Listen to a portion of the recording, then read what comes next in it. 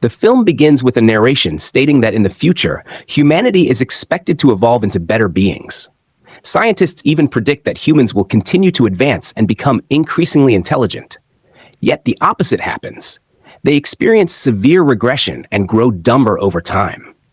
People with high IQs, like these two, often struggle to maintain relationships, resulting in them not having children at all. On the other hand, people with below-average IQs, like these two, lead barbaric lives and end up reproducing much faster than the average human. At the same time, an American soldier named Joe Bauers, who works as a library clerk, is suddenly ordered by his superior to participate in an experiment. Joe, who had planned to continue his library job until retirement, initially refuses. Still, in the end, he has to follow his superior's orders.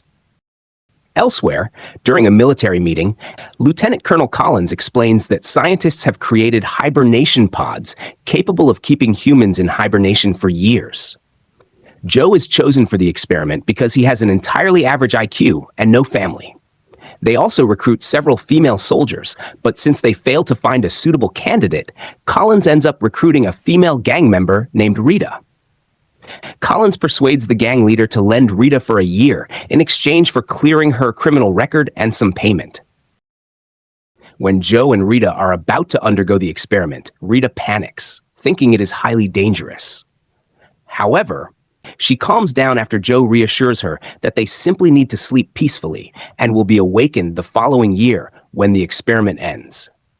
A few days later, Collins is arrested for criminal activities and for having business dealings with a criminal named Upgrade.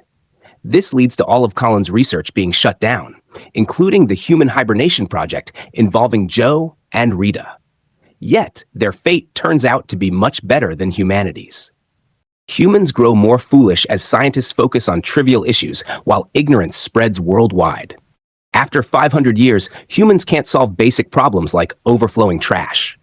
One day, the massive garbage pile suddenly collapses, causing Joe's hibernation pod to crash into the house of a man named Frito, who is watching TV at the time. At first, Frito doesn't care about what happens to his house. Nevertheless, since Joe keeps asking him questions, Frito eventually gets angry and kicks Joe out of the window, thinking Joe is too noisy. Joe feels confused because he doesn't realize that he has been asleep for 500 years and has woken up in the year 2505. He then tries to ask a group of people nearby, but they get annoyed by the way Joe speaks. Joe decides to go to a hospital because he thinks he might be hallucinating. At the hospital, while registering, the female officer pretends not to understand and directs Joe to the consultation service. When Joe tries to drink from a water fountain instead of water, an energy drink comes out. He asks where to find water, but the person laughs, saying it's only for toilets, not drinking.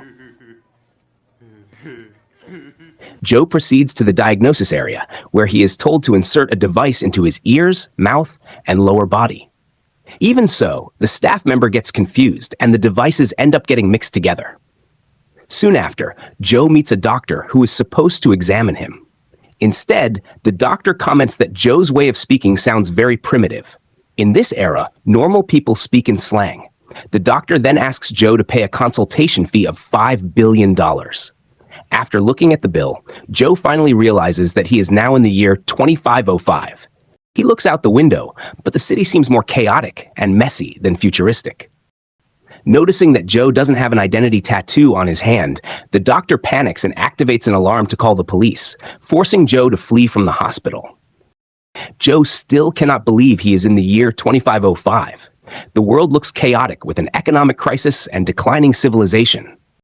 Joe is confused by the Oscar-winning film, just 90 minutes of a butt. Later, while Joe is looking for food, police suddenly arrive and arrest him for not paying his hospital bill and lacking an identity tattoo on his hand. To determine his punishment, Joe is taken to court, where he is also assigned a lawyer. However, Joe is shocked to discover that his lawyer is none other than Frito. Instead of helping, Frito makes Joe's situation worse.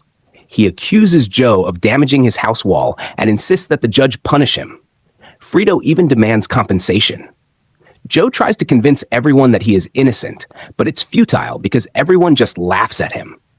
In the end, the judge declares Joe guilty and sentences him to prison.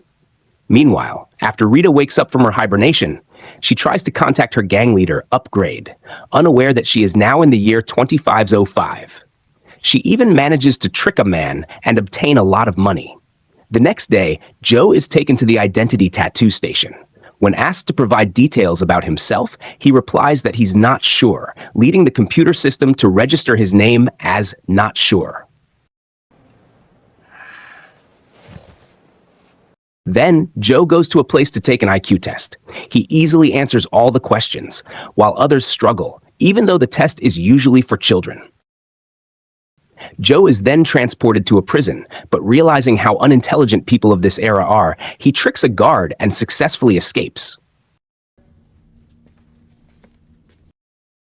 Joe then goes to Frito's house, believing that Frito has failed in his duty as a lawyer. Instead of helping, Frito blames Joe, an act that could get him punished. Terrified, Frito doesn't dare to argue. Joe asks if there is a time machine in the year 2505, reasoning that after sleeping for 500 years, such a machine should exist. Frito confirms that it does, but it costs $20 billion. To persuade him, Joe promises a large sum of money if Frito agrees to take him there. In the end, Frito reveals that the time machine is in a museum. As the police arrive, they rush to the museum with the time machine. On the way, they run into Rita. So Joe decides to bring her along to the museum so they can return to the past using the time machine. However, shortly after, a scanner detects Joe's tattoo, prompting the police to pursue their vehicle. Once they get out of the car, the police begin shooting at Frito's vehicle, completely destroying it.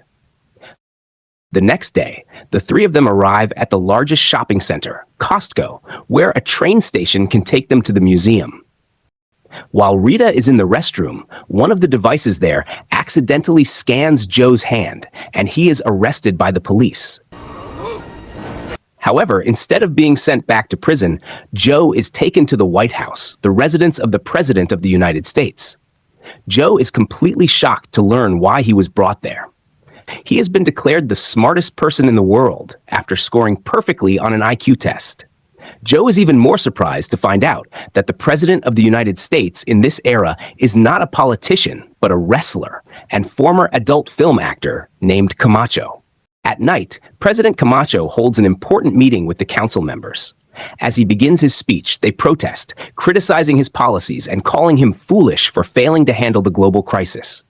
Camacho announces a new solution: Joe, the smartest man on Earth, who brings hope for humanity. The world's main problems are dying crops, polluted air, and a collapsing economy. No crops mean global hunger. Camacho promises that Joe will find a solution. If he fails, he will be sent to prison. Camacho then appoints Joe as Secretary of the Interior. After being appointed as a secretary, Joe tries to explain a few things to the other secretaries. Unfortunately, they are not smart enough to understand his explanation.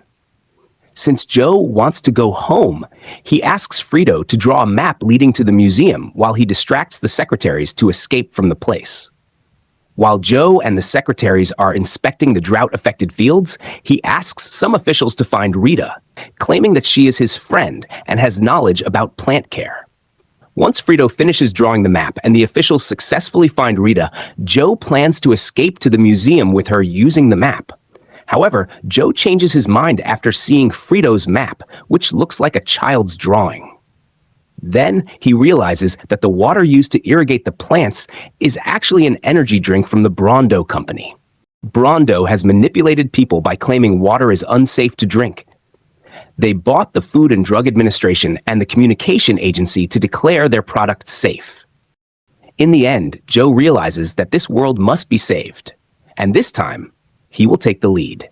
He tells the secretaries that the main problem killing the plants is Brando. The plants should be watered with actual water instead of being used only to flush toilets. However, the secretaries reject his idea. Eventually, Joe sets logic aside to convince them. He claims he can talk to plants, and they told him they need water. Only then do the secretaries believe him.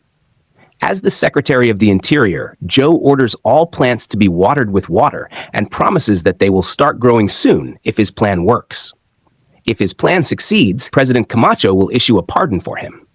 Rita thanks Joe for recommending her freedom after she was accused of helping him escape. He assures her she is free to choose her path.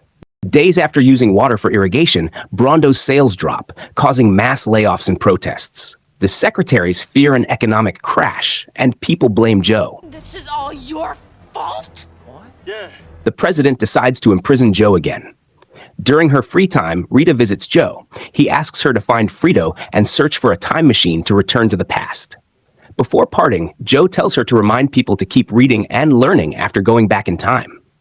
At first, Joe thinks a one-night rehabilitation isn't so bad, but he soon realizes it means being chased by a monster truck in front of a crowd. Most who face this punishment meet a tragic end. Rita plans to go to the museum alone, believing Joe won't survive the punishment.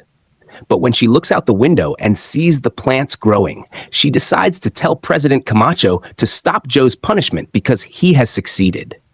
Joe enters the arena in a small car, trying to survive by avoiding the monster trucks. However, since he is smarter than everyone on Earth, he makes them crash into each other.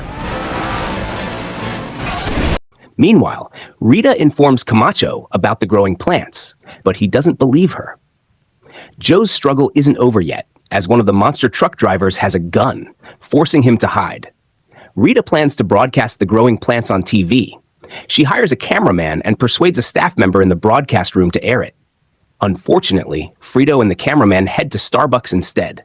Joe, feeling cornered, tries to convince everyone that he is the only one who can save the world from drought.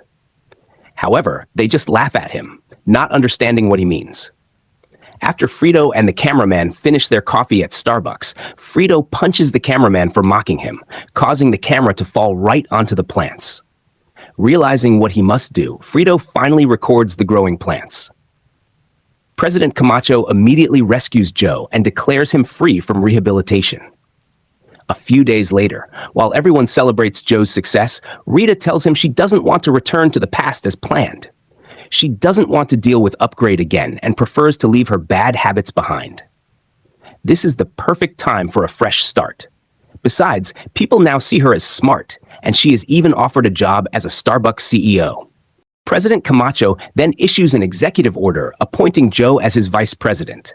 However, Joe refuses because he wants to return to the past. His decision faces strong opposition since everyone needs his intelligence to solve various problems. Even President Camacho asks him to stay, and in the end, Joe agrees. The people of America welcome him with joy. Frito's time machine is just a theme park ride about history. He calls Joe the smartest person, but Joe foolishly believes it's real. In the end, Joe and Rita no longer mind being stuck in the future. After successfully serving as vice president, Joe becomes the president of America and appoints Frito as his vice president. Under his leadership, the world enters a new era. He encourages people to read, learn, and improve their behavior for a better society. Joe and Rita marry and have 3 children, the smartest in the world, while Vice President Frito has 8 wives and 28 of the dumbest children in history. Upgrade wakes up in 2505, posing a threat if Joe and Rita don't stop him. The movie ends.